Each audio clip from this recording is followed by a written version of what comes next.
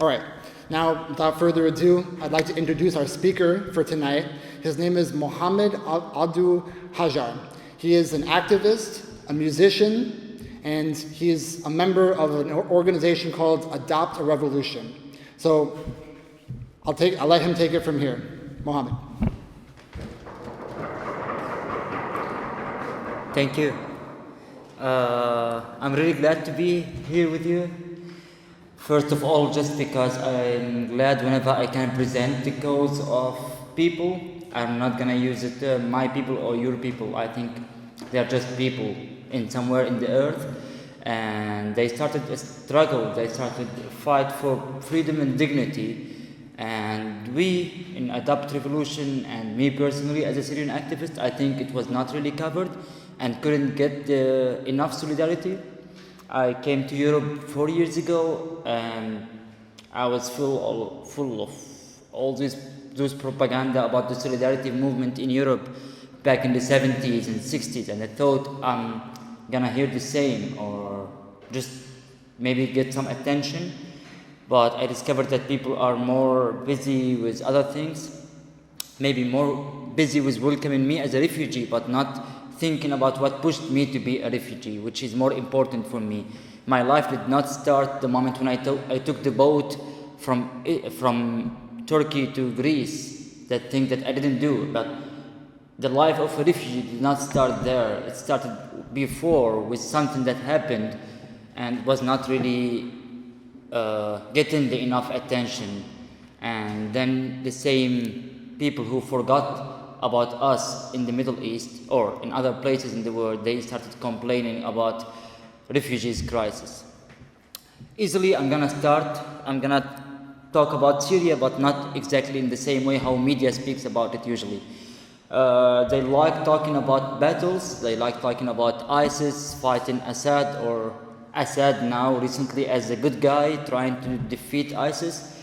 But in between, I like to say always, imagine that the Syrians are 22 million in the world, and just imagine that people with and against Assad, with and against ISIS are 1 million. There are still at least 20 million. They are doing the struggle their own way without having a weapon, and still they insist to live, and to live in Syria is just enough as a struggle. I like to start with this quote in the beginning. This quote is from a city called Kafrindel. It's a small city in the countryside of Idlib in the north of Syria. And those people, since the first day of the revolution, they insist that every week they shall go in the main square and write a banner in Arabic and in English as a letter from people in Syria to the world. And they are still doing it now for the 5th years, and we almost started the 6th years of the revolution. Those people are doing it since the early beginning, and it's an important message that they give to the world every week, and nobody is paying attention. And this other quote from Ra'ad al-Faris, a Syrian civil activist in the same city. And he's basically saying what I'm saying exactly, that media and the international community are trying to focus a lot on ISIS and Assad. But what about other people in Syria? Is it only Assad and ISIS in Syria? The civil society that they are doing activities every day, those are the people that they make the change. I keep saying we call it a Syrian Revolution because I could witness how it affected the micro details of everyday life in Syria. For example, we had a famous Syrian philosopher in the 80s, and he said there is the Syrian taboo, and he called it the Trinity, the taboo of the Trinity: sex, politics, and religions. And those were really like taboos before the revolution. What happened after the revolution?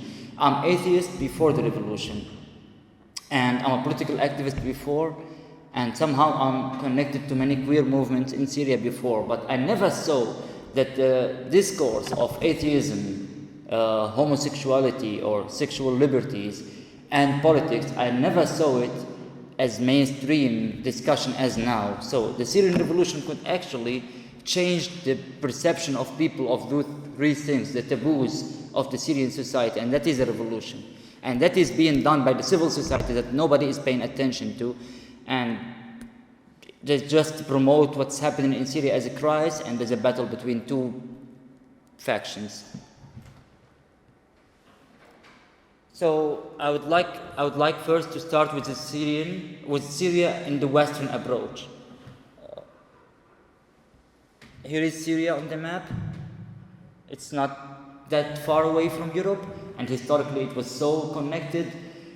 During the Roman Empire, we had 6 emperors from Syria, and then a couple of popes in the Vatican, or priests in the Vatican, were from Syria, and as we know, in that region, it was the cradle of Christianity anyway. That is Syria, that Western Orientalists, I would like to call them, they see usually Syria as a cradle of civilization, as a place where religions mix and they coexist together.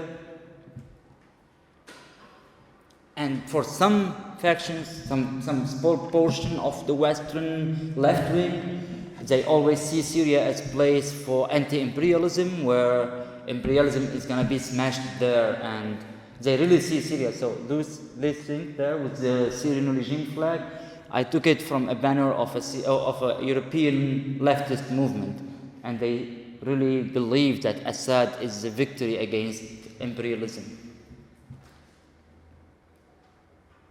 And for sure the defender of the Palestinian cause, as usual. And plus, Assad, when he came to power in 2000, he was so much promoted by the Western media as a modernizer of Syria. He's someone who studied in Europe, which is so important for the Western public opinion. Someone who studied in Europe knows more than others, and therefore they always thought he's gonna bring democracy to the Middle East. And that's the real Syria. They call it, in their definition, that's the definition of the state, Syria al-Assad. So it belongs to the family, it belongs to that family. Since the 60s until now, we forgot that Syria exists as a country. We just connect the name Syria to Syria al-Assad. And the same thing you see here, Palmyra, that everyone was talking about now in the Western media. Everyone was talking about Palmyra after ISIS occupied the city. That's Palmyra as they see it in the West, and that's the Palmyra I know. It's the prison of Palmyra. Everyone was focusing on Palmyra as a place, as a cradle of the civilization and one of the ancient cities in the earth. But for me, I had my father spending 6 years of his life in that small jail that you see here. An experience that a lot of Syrians had to take.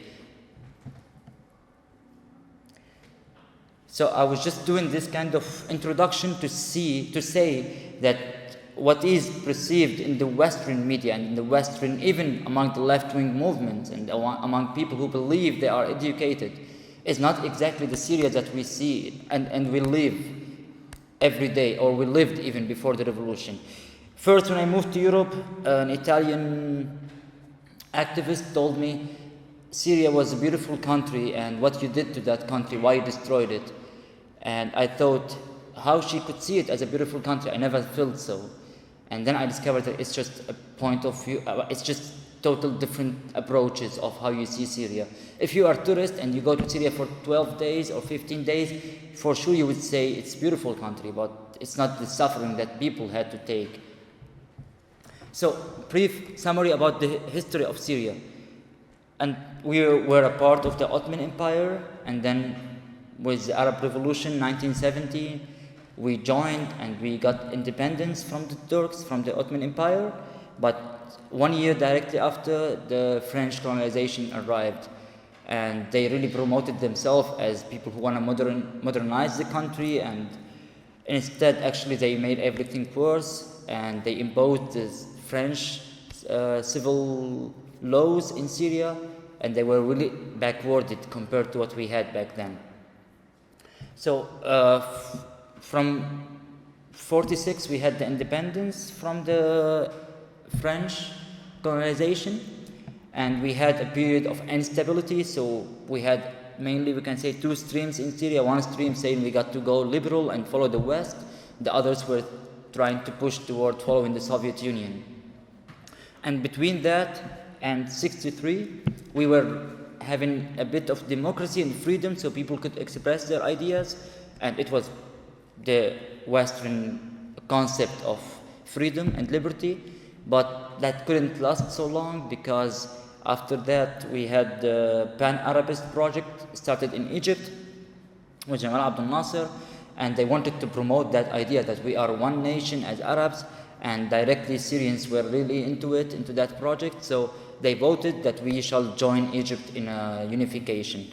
So we joined the Arab United Republic between 58 and 61, but it took only 3 years until the majority of Syrians discovered that it's not really unification, and it's not really the Pan-Arabist project. It's more like an occupation of the Egyptian government to Syrians, because they came, they resigned all the Syrian intellectuals, and they imposed Egyptians on their positions. So by 61 we break that unification again, and we created the Syrian state again. 61.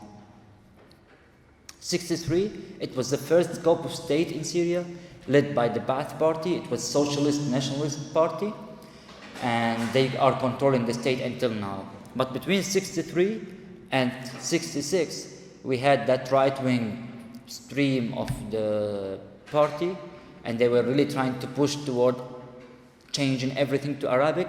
So during that time, they prevented the majority of Kurds, they prevented them from having the Syrian citizenship, and they're trying to say that Syria is an Arab country, nothing else.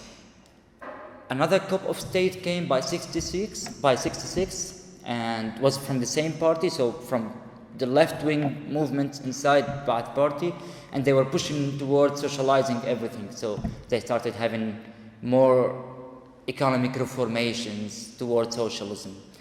With the 70, it was the moment of the corrupted people of Ba'ath Party. They could accumulate enough fortune, and they lit a cup of state by 70 that brought Hafiz al-Assad to the power. Hafiz al-Assad who stayed in power until 2000 when he died. And directly when he died, we got his son as president of Syria.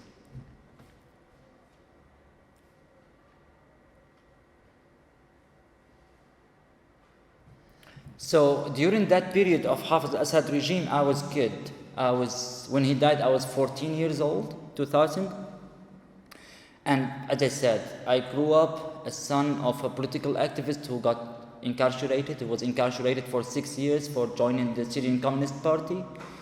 So in my family, it was a lot of focus on that we shall not involve ourselves so much in politics as a reaction. So my family was trying to neutralize me as much as possible. So I grew up with fear, the same fear that I discovered the majority of the Syrians in my age, they evolved for other reasons.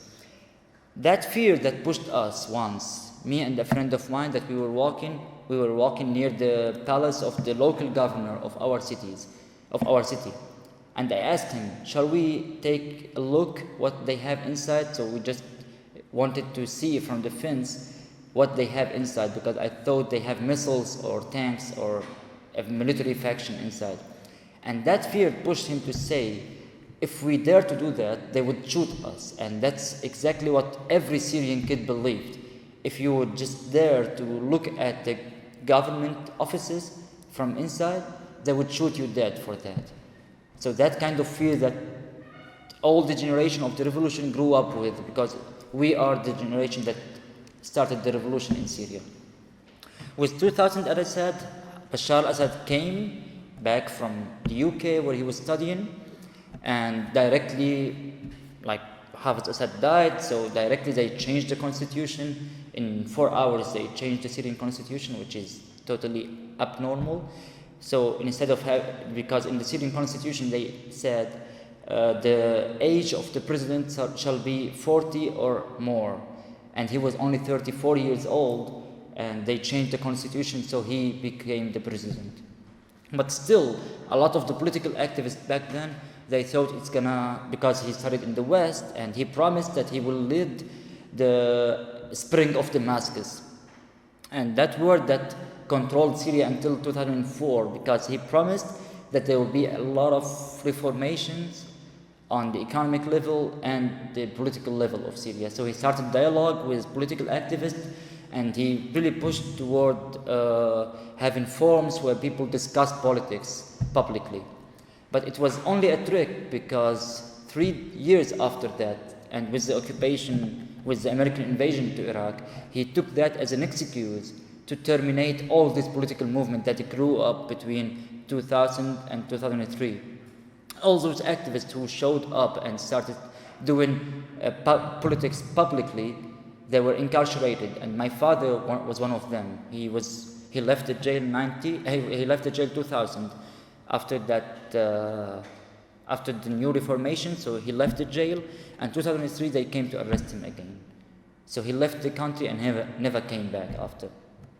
I'm trying to mix a bit of my personal story to the situation of Syria. I wish that's fine for you.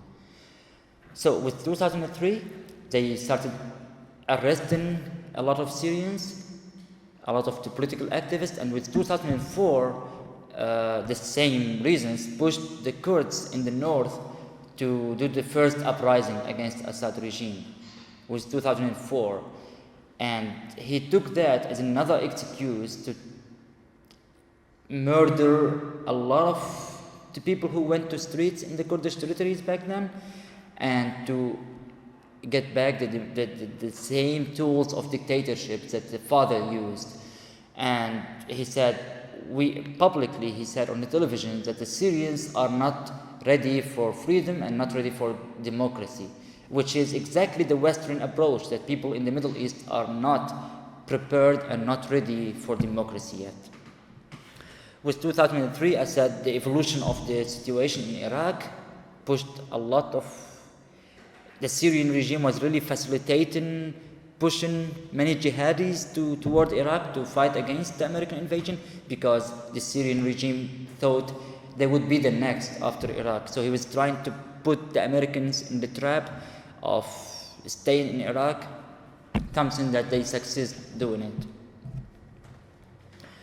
But as I said, they promised with their formation, but what they did, especially after the invasion of Iraq, is having Europe as a plan B. So they started focusing on the relations between Syria and Europe.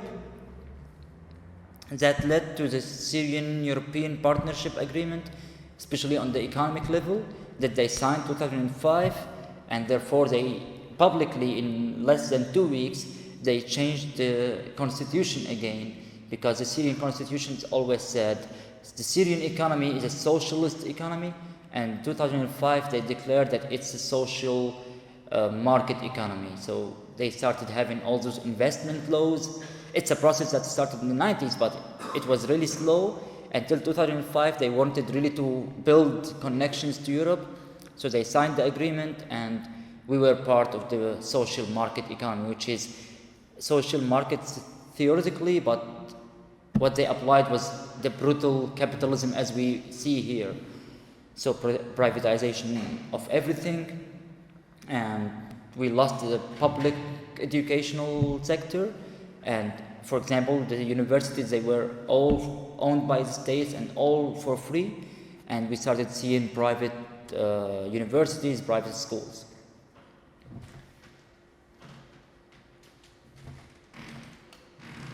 Just to sum up my personal memories and the personal memories of a generation that grew up between 70 and 2010, I just decided to show this film. It's a part of a film for Omar Amiralai. It's 2 parts. The first part was taken in the 73, so it's the beginning of Hafez al-Assad, and the other part is 2004, I think, so it's the beginning of Bashar, so the son.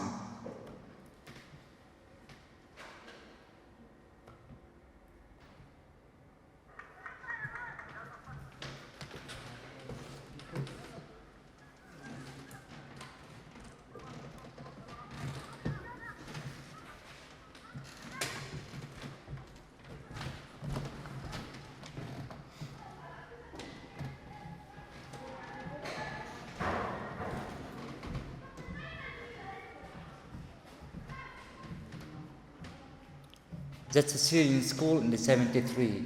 So that's what you need to do if you are a Syrian student. That's what you need to do before going to class every day in the morning.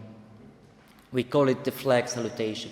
I think Germany had witnessed that in the history too.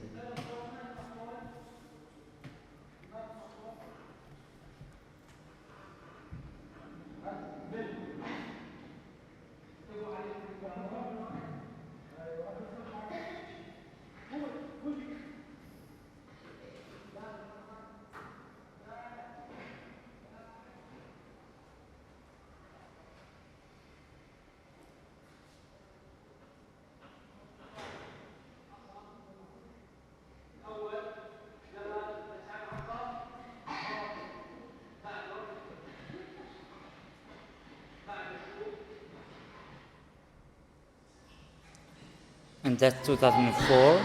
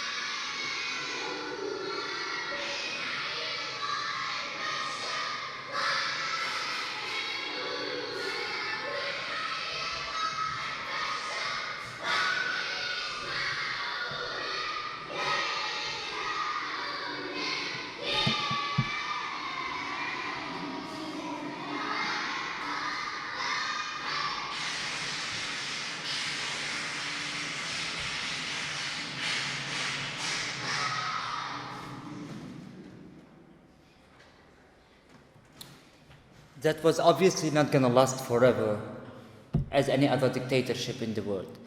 So with the beginning of the Arab revolutions in Tunis and then in Egypt, Syrians tried, especially Syrian activists, tried to copy that in Syria.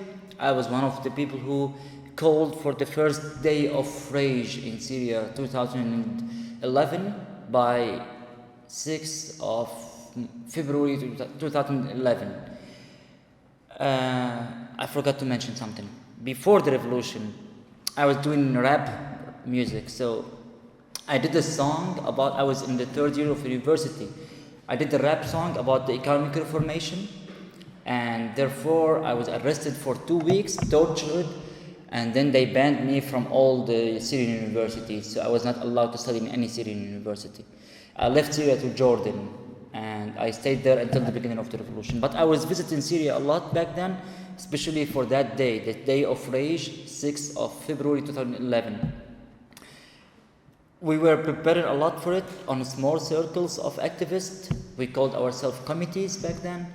And I went to the street in my city, and I found no one, only like 30 policemen, and no one even dared to pass by that street.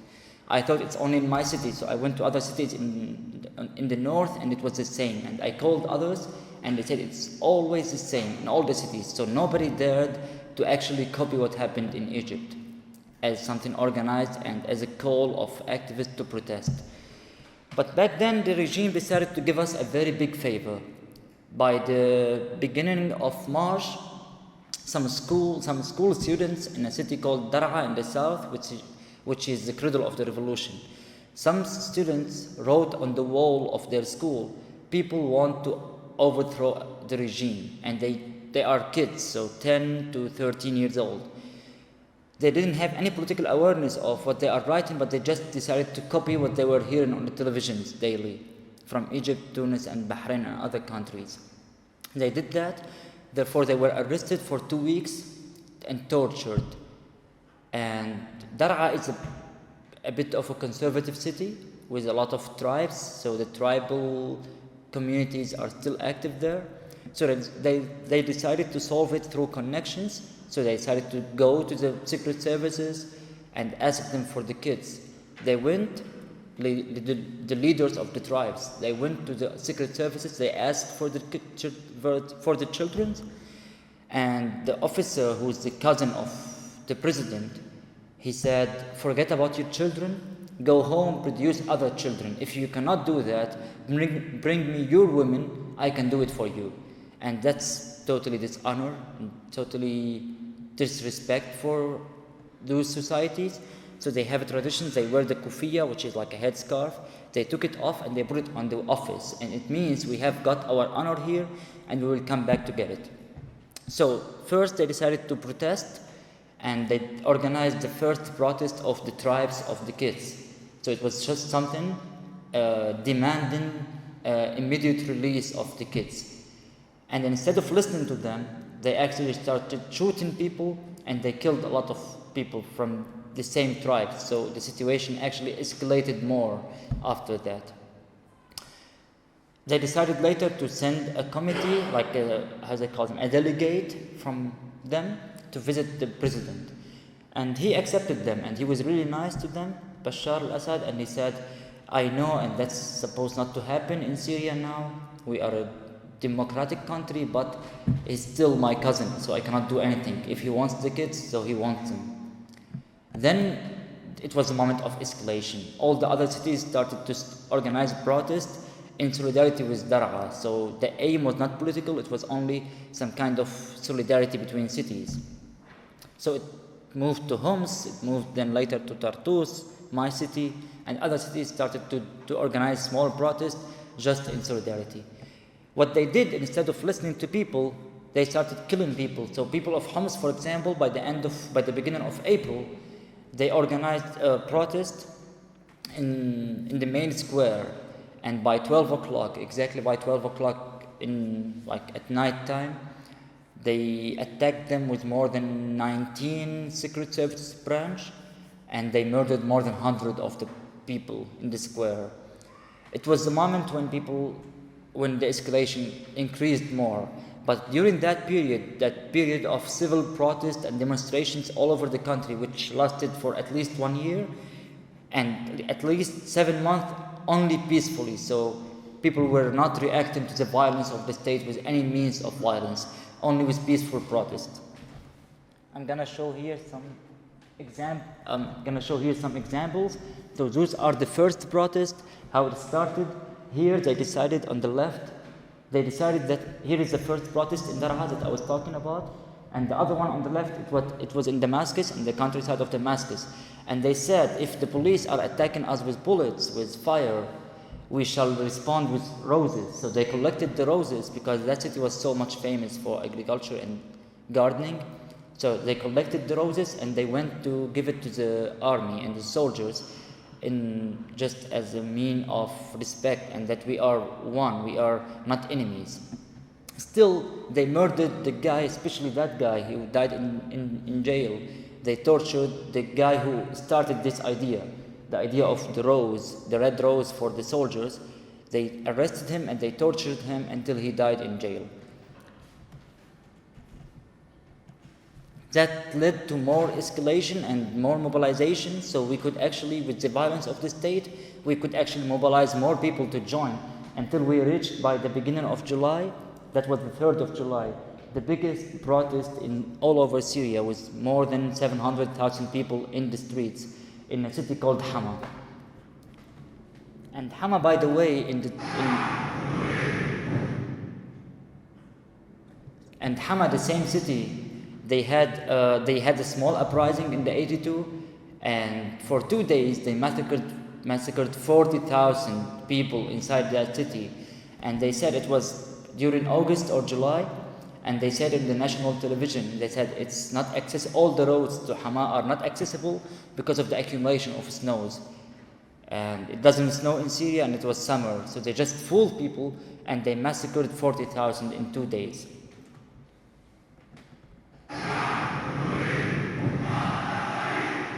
That's from the same protest in Hama.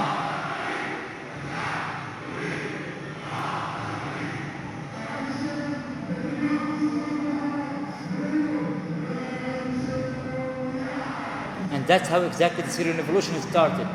Without violence, as they promote it now, as it was civil war from the beginning.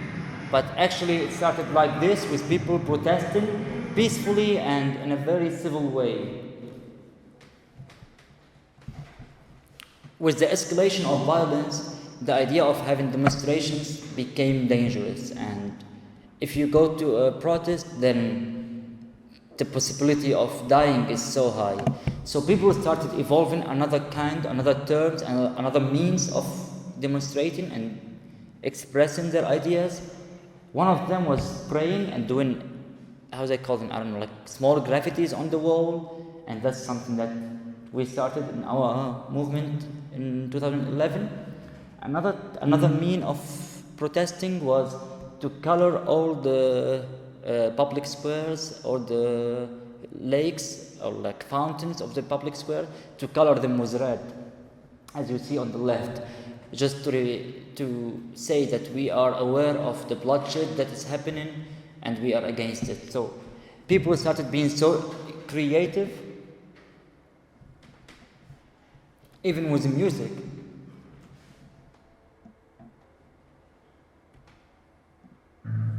Now it's a break of music, but that's a song that a Syrian band did back then. It was the first of that genre in Syria.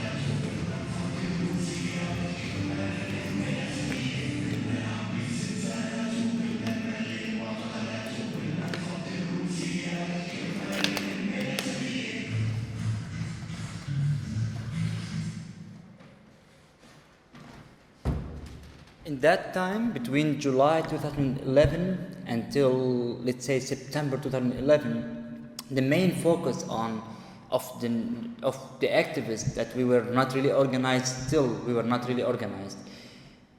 The main focus was that we shall destroy those taboos that I was talking about before, but mainly the political taboo that the president, especially, it was the main taboo that you cannot criticize or take the president as a joke in Syria, neither in cartoons or in any kind of joke. So all those activities, especially cultural activities, were trying to normalize the idea that you can make a joke about politics, and especially about the president, that you can't take him as a joke. And therefore, in this song that we were listening to, the idea was that all the propaganda of the state is gonna be no more than a joke for us. So they like to call us or Salafists, they like to call us or traitors. And that's why in this song we were trying to focus on just taking that as a joke. But the escalation of the violence increased. Then by the end of 2011, many of the soldiers of Assad regime, after seeing all this violence, decided to desert, and they started fleeing the army and escaping. Their mission in the beginning was just to join the people and say, okay, we just give a kind of a shield for the protest or the demonstrations, so we protect them. When the police come, they play the rule of the black bloc somehow in Europe, where they just defend, heavily, not like the black bloc, they defend with their weapon, because they deserted with all their weapon. So the idea that they protect the demonstrations until people can escape, so nobody gets arrested. That was the main idea first. But in the same time, the idea of the coordination committees was evolving. We are doing protests now in this region or in this city since 6 months. How can we proceed further, and how we can communicate more in order to protect ourselves and to make it efficient? We decided to start local committee, elected from the activists. We just decided to call it local committee, and the idea was how we organize the demonstrations and how we organize our life. But when those soldiers started to desert, they had back then to organize with us. We were the committees, and they had to coordinate with us. So first we told them only you can protect the protest from outside. But then they had more power and more support from Syrians outside Syria. So they felt so strong, and they decided to take one step further by liberating the area. So if you are in a city like Banyas, and then you have at least 300 soldiers fully equipped, and not fully, but at least they have some weapon, and they are strong. So they decided to, instead of just defending, to attack and liberate the city. And that started, I can say, September and up, but with January 2012, we had almost 50% of Syria was liberated. So those people who just deserted as individuals, and then some people joined them from the local societies, they became so strong and they liberated half of the city. So the role of the coordination committee was not only to organize protests, but more to even coordinate the whole life. We had a city with no police, with no state, and exactly no state, no government. So our role as activists became more into organizing relief, how you can feed the people, how you can manage their electricity, and how you can manage the civil defense, white helmet. All that task started to be our task. That started, let's say, at least between 2011 and 2012 and 2013, plus all the other activities we were doing for the revolution. We had this new rule, which is we are the people, we are the state now. So we felt like the state, and we were organizing everything: electricity, water, like relief, white helmet, civil defense. All those things were coordinated by activists only. In order to do that, we had to coordinate on the nationwide level.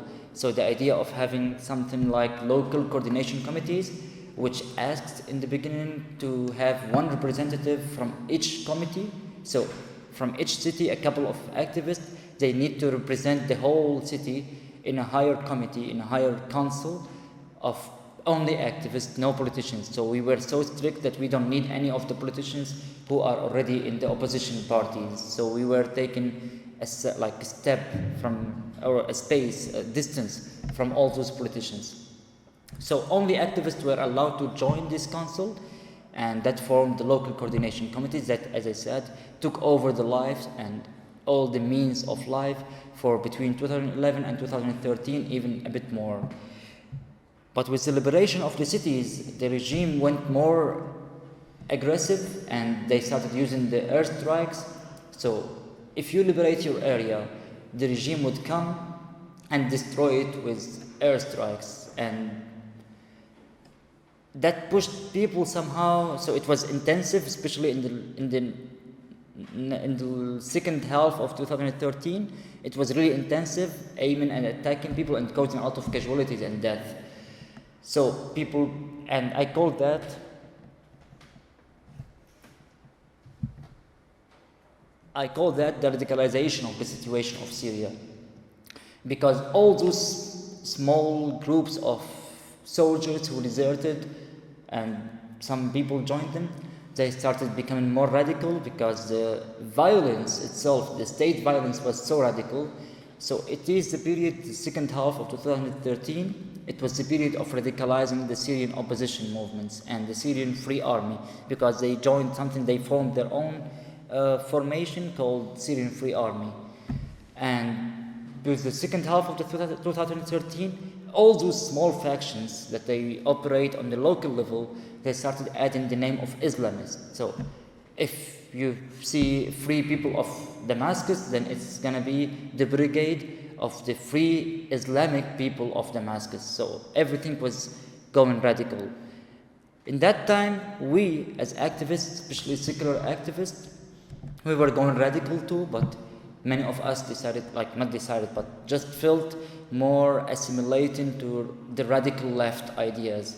So as long as they are going radical Muslims, we were going radical left, and we started having ideas of anarchism, and we came with the project that we can maybe create something like that as long as we have a city without state. So we started working on evolving those tools of self-organizing, and how you can manage your life without the state. So we were, in that moment, we started going in two different tracks. The people of power, so the factions who formed first the Syrian Free Army, and us as activists, we started going in two separate tracks. The state violence kept going on until we had, and the violence of the state was always reacted with ignorance from the world. So all the international community, if we remember everything they did nothing actually. So this cartoon came exactly to represent that. The international community were saying, we don't have any solution for Syria, and we don't have any project or nothing to do in Syria. So that empty space had to be fulfilled by someone. And because we were unable, and even the other factions that they went radical, but they were not really experienced in how to create state. In that moment, the Islamic State in Iraq discovered that it's exactly the perfect place to go there in Syria. It's already chaos, anarchy, and there is nothing, and they are more trained, and they have more experience and more skills in how to manage life, because they had that in Iraq before. So they first came from Iraq to Syria, their first appearance was in Al-Raqqa, and it took people 2 days only to kick them out, because they tried to impose. Al-Raqqa was liberated by the Syrian Free Army back then, and it was having a very perfect example of how you can control your life, of how you can be totally free in a city without a state. So they discovered that this is the best place to come, but actually they were totally wrong, because people kicked them out of the city in 2 days. So they decided to go more to the west, Aleppo and Idlib, and here they decided exactly that it's not really perfect, but we got to take it. So they decided to take more violent actions. So this Islamic State, which is now called ISIS, back then it was only Islamic State in Iraq. So they decided to be more violent, and they became exactly occupiers. So they occupied the land. Instead of their plan first was to collaborate with locals and work with them, they failed, and they became occupiers. So they occupied all this territory from Raqqa toward Aleppo and even north of Latakia, so all the north of Syria.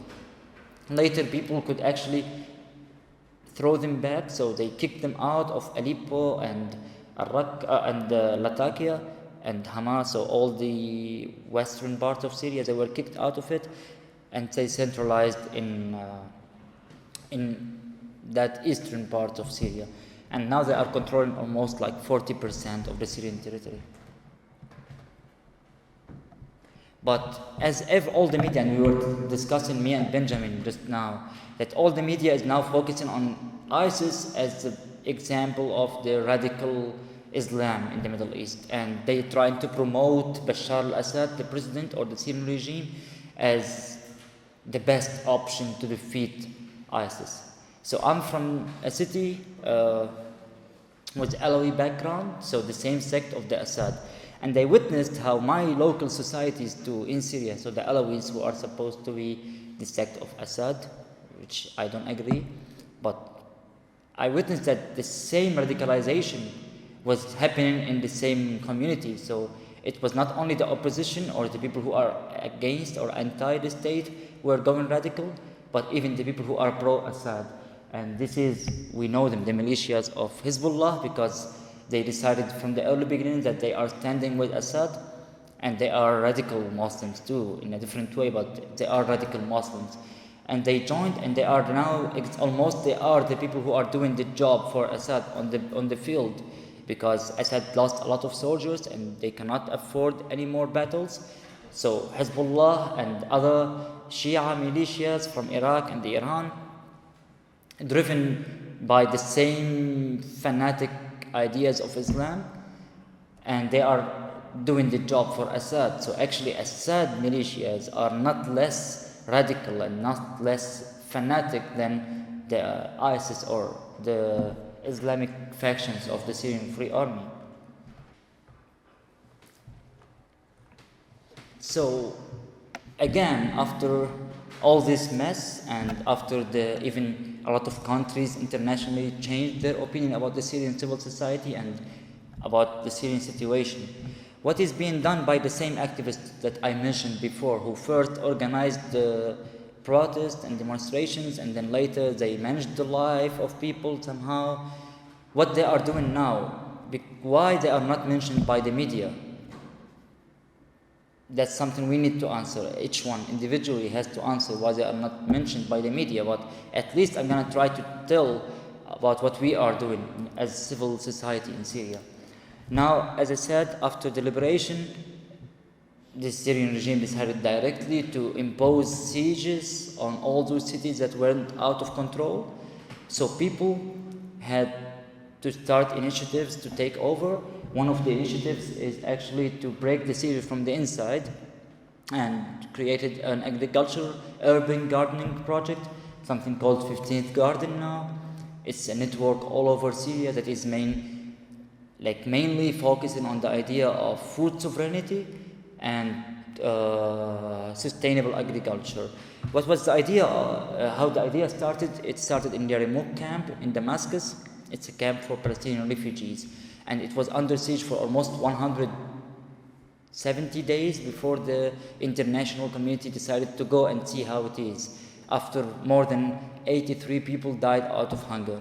So when first the UN came into that camp, and it's called Palestinian refugees, but actually the majority are Syrians who live there. The first time when they came and they humiliated people while giving them food. So the idea of that food security that was provided by the UN actually humiliated people, and they almost tortured people while giving them food. So directly the people started to say, okay, then we need to do something else. And they decided to plant every single inch in that city in order to maintain the food sovereignty. And the same there with, as we see, cleaning the cities and doing the civil defense, and just to make it as much livable as possible. It was taken for the first time in hands of Syrian civil society, not in hands of the state. And then on the left we can see even the free media. That is an idea that started a lot after, because all the media was controlled by the state. So we had a couple of newspaper and only 2 TV channels, and they were all owned by the state, and all they just recopy and repaste the propaganda of the state. So with the Syrian with the Syrian Revolution, we started having our own control on media that we wanted to create. So we started creating, now we have more than 27 free radio channels and more than 5 TV channels and almost 300 magazine and newspaper, all controlled by the Syrian civil society initiative, so not by the state nor by political parties. I'm talking about I'm talking about a country that never used to have something similar before. And the same with the schools. So when the city became liberated, for sure the state, the regime wouldn't provide education for kids and wouldn't provide the schools. So all those schools became under the supervision of Syrian civil society initiatives. So people who are independent, and they could actually manage to keep the schools going on, and that's still happening until now. So until now, all those initiatives for food, for cleaning the cities, for civil defense, for school, for education, even we have one free university in a city called Homs. We had a university only controlled by the civil society, not by the state, not even by any international actor. So people started having this spirit of initiatives that everyone has to do something. So academics, they started focusing on how to build a university. Then people who are in the, like teachers, started thinking how we can build a school. And all this spirit of being active socially only existed in Syria after the revolution. That's the same agricultural project I was mentioning, and how they really love to involve people, to include the people from the civil society in all the process, and then they give all the outputs equally for all the citizens.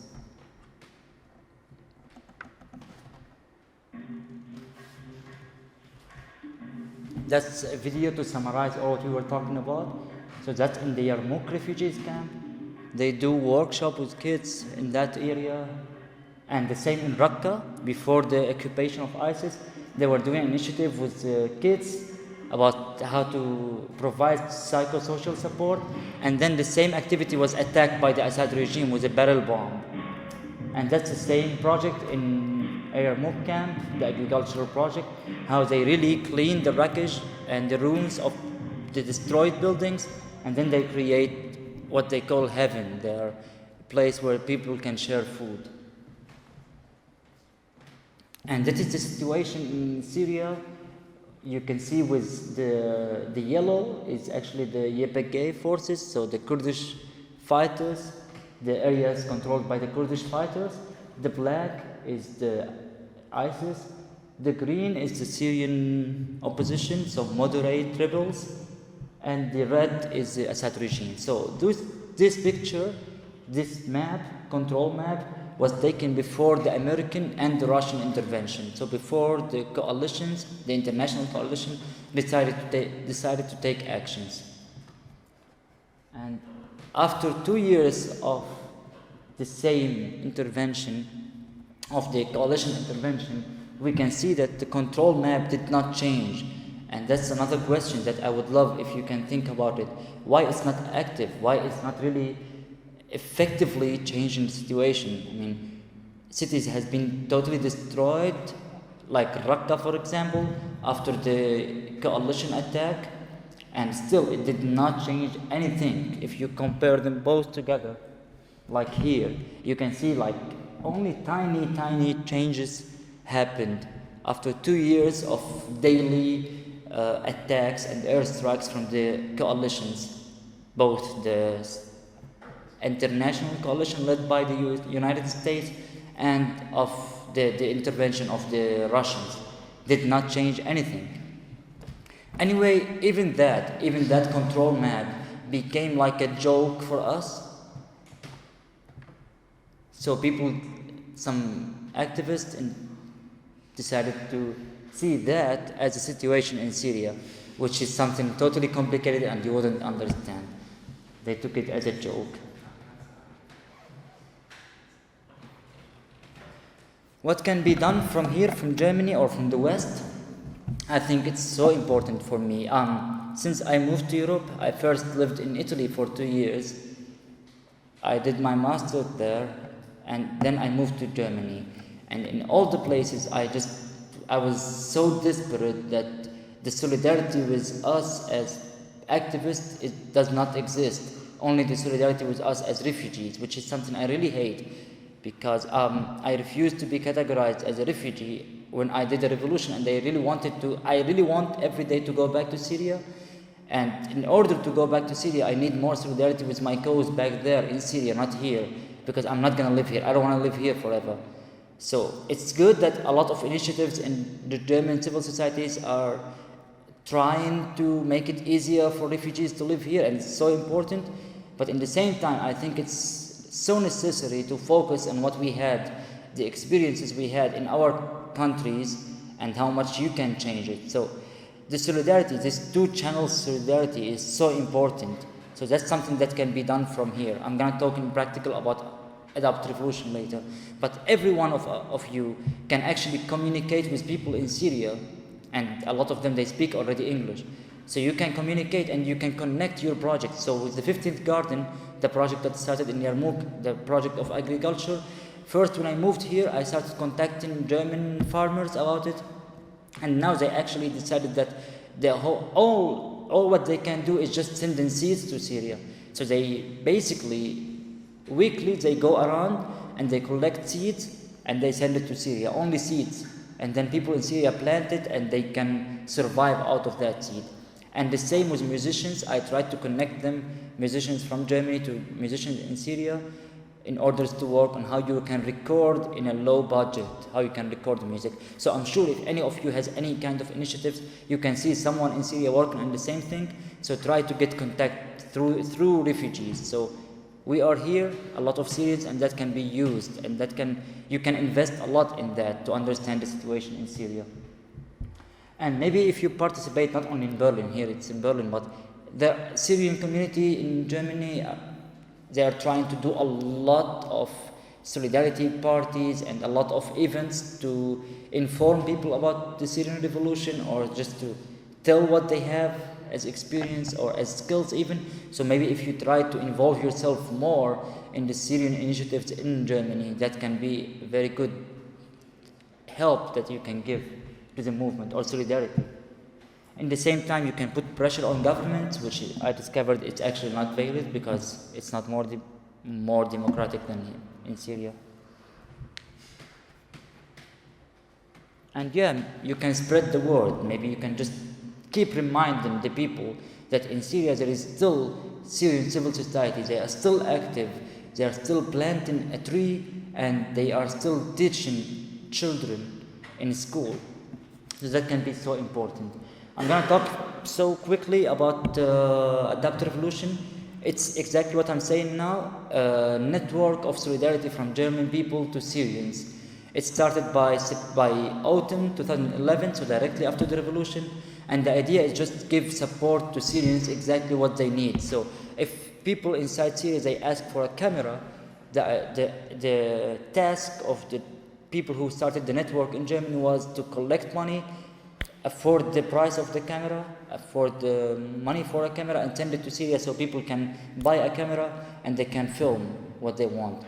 Later it evolved to more complicated things, but in the beginning, it's exactly only started to cover the expenses of the spray paint and the cameras and the tissues to make the flags and the banners. So it started so simple with just couple of hundreds of euro monthly, and then it grew up more and more to cover a lot of other things like schools. We even support the Syrian Free University that I was mentioning, and we basically have more or less now more than 30 projects, civil society projects in Syria that we support. I'm talking about schools, I'm talking about society, about centers for women empowerment and centers for democracy and political discourses and the debates, all those things that we actually support them from Germany. But the main important thing that we focus on is actually the solidarity, that those activists in Syria, whenever they want us, they can call us, and they can even just maybe tell us about some troubles they have personally. So the idea of solidarity is what was the main idea of Adapt Revolution. And I would love to end with this quote. It's from the same city, Kafranbil, and they are still insistent to do it every week until this moment. So as I started with them, I finish with them. Thank you.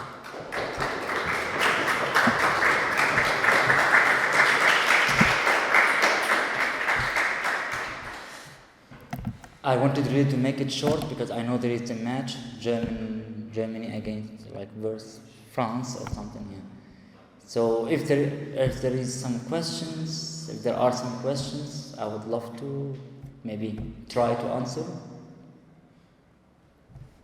Please. Do the governments intervene in the Syrian war, cooperate with Syrian rebels, or did they ask them what they should do, or what would help them, or did they just come and start bombing also? I don't know. Sorry. Did they try to help Syrian rebels, or did they just come and I don't know? You mean Adapt Revolution? Russians and the US. The Russians. Yeah. Ah. I don't really know much about Russia. Exactly, it's an important question. The Russians, first, even before, they have the first and the only military base in the Middle East in Syria, in my city. So Syria is so much important, and the Syrian regime is so important ally to the Russians because they always gave the Russians, in my city you could see it like an occupation of the Russians, even before they walk in the city with their weapon, and people really evolved a kind of bad reactions or bad images about the Russian soldiers in Tartus. So from the beginning, the Russians supported the Syrian regime and only the Syrian regime. The Russians, they don't even consider that there is an opposition in Syria. They just still saying that those people are terrorists, so all the opposition is terrorist. And last months they published that even the white helmet, so people who are just doing the civil defense in Syria, because they got some prize and they were famous internationally, the white helmets in Syria. And then the Russians published that the white helmet is actually a part of Al-Qaeda, which makes no sense because they don't fight the white helmet. So the Russians are just copying the propaganda of the regime, and they just have more international voices and more international ears listening to the propaganda of the Russians, which is exactly the same propaganda of the regime. While for the Americans and the international coalition, they said in the beginning that they are coordinating with the Syrian Free Army, so moderate rebels. They like this term, and they actually started collaborating with factions, but only if they are fighting against ISIS. So the Americans, they imposed those conditions that we support you if you are only fighting against ISIS, not against the Assad regime. While the majority of the Syrian Free Army, they started actually fighting against the regime in the beginning, before fighting against ISIS. And still, I mean, ISIS is so brutal. I'm atheist. I just fucking hate them ideologically even, and religiously I hate them. But it means nothing because statistics show that Assad regime is still on a daily basis killing more people than how much ISIS is killing. So actually the threat of the regime on the Syrians is more than the threat of the ISIS. But I love to equalize them. But obviously internationally they think ISIS is more dangerous. For me, both are the same. I tried only the prison of Assad regime, and I don't wish to try the ones of ISIS. But I think the brutality I had, I witnessed in a couple of times. I visited the Syrian regime prisons. One of them was 2 months, and that was so brutal. So for me, Assad is the worst. Like for me, I cannot think about ISIS. They are even so far. I never was so close to where they control, even in my life. But for me, the worst is Assad because I tried the prisons of Assad. So Americans, they imposed those conditions of saying that you need to fight only against ISIS to support you, otherwise we cannot support you. And even though there is something, a new formation by a group of Syrian Free Army, so different factions that they merged together in something called the New Syrian Army, and they were fighting only against ISIS recently, not against the regime. Still, yesterday they were coordinating with the Americans that they want to liberate a city called Bukamal on the northeast of Syria, near the Kurdish territories.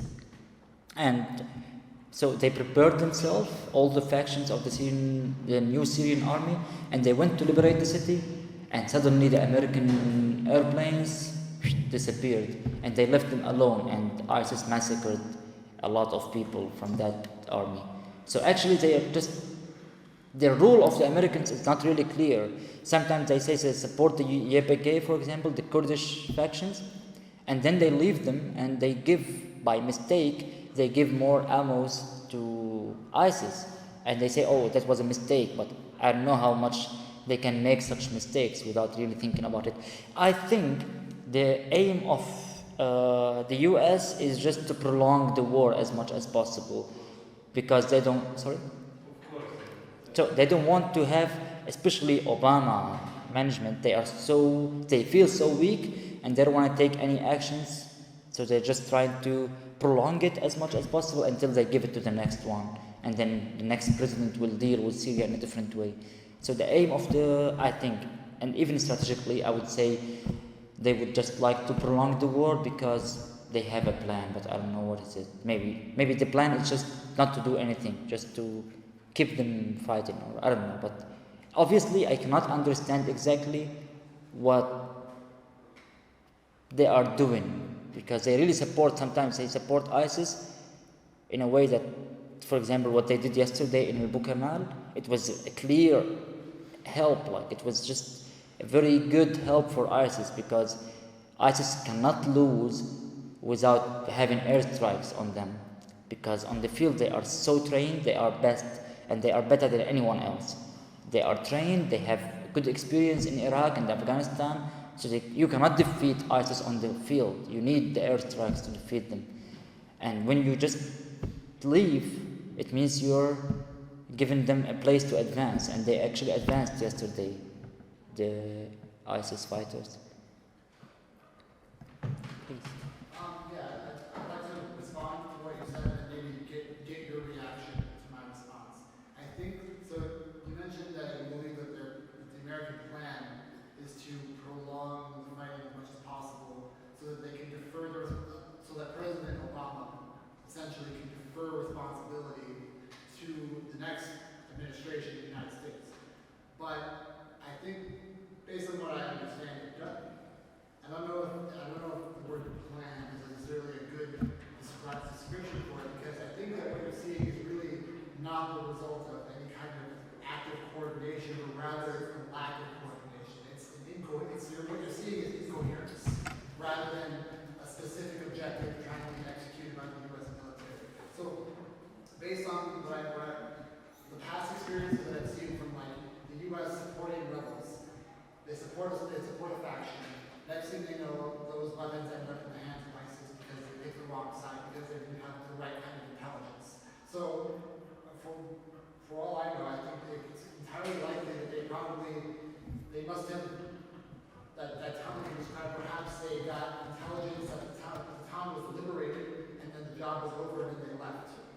So, what do you think about I really would like to say something before. As I said, a part of the Syrian civil society initiatives. So someone that cannot answer questions about war and the military, because it's not my topic. I love to insist that someone from the civil society initiatives, and there where I know a lot, or where I can at least cover. But I can say, as a normal Syrian, ordinary Syrian, so I'm not really a researcher about the role of the Americans or the Russians, but I can just answer that maybe I used the wrong term by saying plan, because it's actually the lack of plan. So maybe they don't have a plan for Syria. Barack Obama is in a very critical position, in a very critical place now, because after what Bush did, after what George W. Bush did, I think he wouldn't dare to do the same. So they are so scared about any action they do. Maybe that's a problem. So they are not really certain about what they want to do. But there are things that I can just maybe feel that there is something wrong here. Like, for example, I cannot get convinced that after 1 month of coordination with this new Syrian army, which I cannot understand yet, but I mean, it's a group of soldiers that they have the flag of the revolution, so better than others maybe. But for example, what happened yesterday is something I cannot understand. Why, after 1 month of coordinating for this battle, the battle of Bukamal, you suddenly leave your soldiers and you go? I don't know if that happened in the history of the US, but it's not something that you can just say it's fine, you know? Like, you promised people that you will cover them with the airstrikes and then you leave. Actually, it seems similar to what Abdul just said. It's more the lack of planning, also what you just mentioned that Obama didn't have the backing from some population to get the boots on the ground, for example. So, and also what you have been telling us before about the media coverage on ISIS, especially, which is focusing on ISIS, might be an explanation for that too.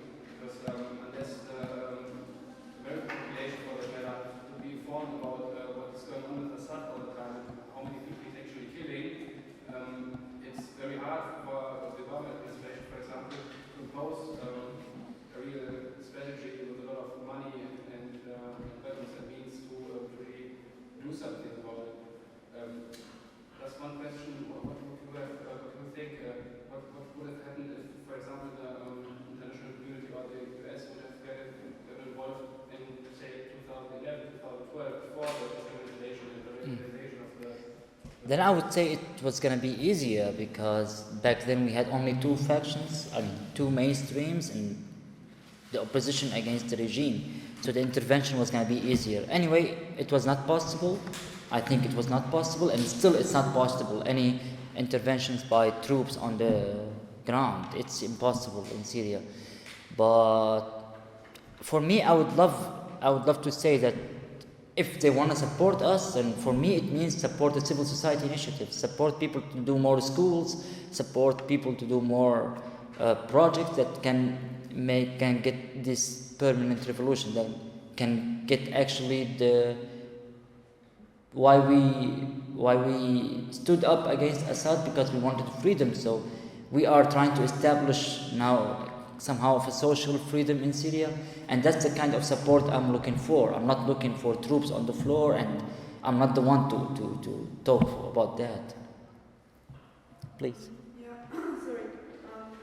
I have a question to what you explained at the beginning, how you organize the liberated villages and the liberated cities.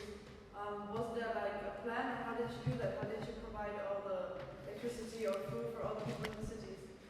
Well, it's so much to say we had plan. We were just trying to improvise. We are a group of people. We were open, so we never said that in this committee there is only Muhammad, Amal, Ahmad, Yusuf. It's like whenever you want, we are here. You come and you propose an idea and we listen to it. So anyone from the city could come and say something. So while we are sitting and someone says, we have problem with the internet, and then we will try to find a solution by asking ourselves, and then if we don't know, then we ask the public, do you know anything about how to solve that problem? So actually we were trying to build something with the people that is not based on up to down or down to up, but just like we are all the same level. We need to manage the life because we don't have any other option. If you die, I'm gonna die, and if I die, you're gonna die. So let's work together. So we never had a plan because we are not a political party. Even we were coming from a very different backgrounds. Some of us were really hardcore Marxists, and some were just normal people that they didn't like the state. Maybe because one guy, I remember, he said he didn't like the state, he didn't like the Syrian regime because he had a love story back then, and that love story was a daughter of the officer of the army, and then this officer beated him because he didn't like that relation. That's the only reason that's why he joined the revolution, and now he's one of the leaders actually of the civil society movements in Syria.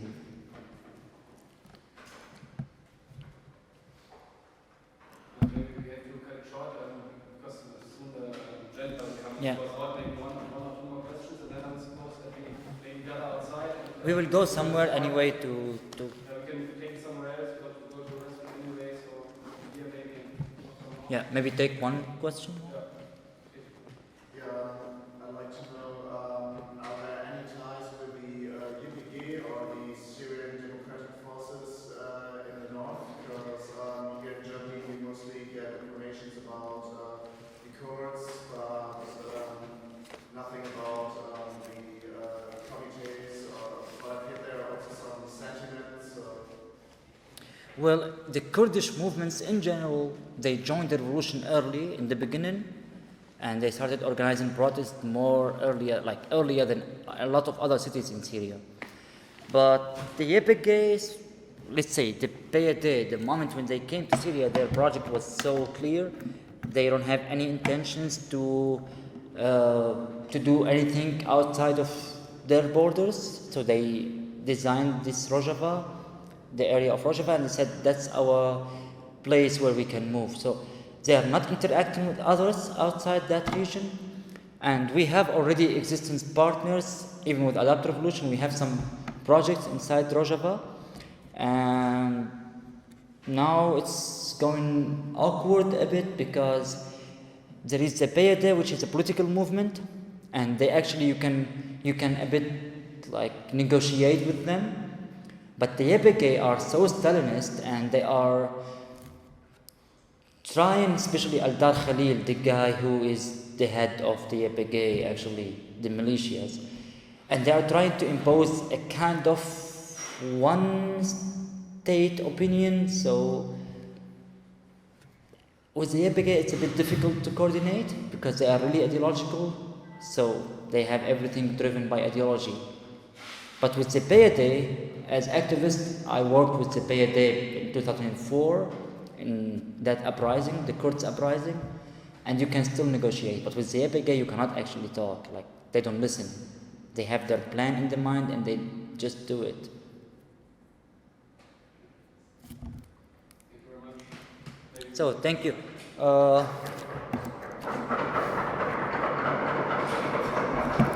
Thanks. Quickly, if you want, you can add your emails here so you get our newsletter as Adaptive Revolution. We inform about the Syrian civil society.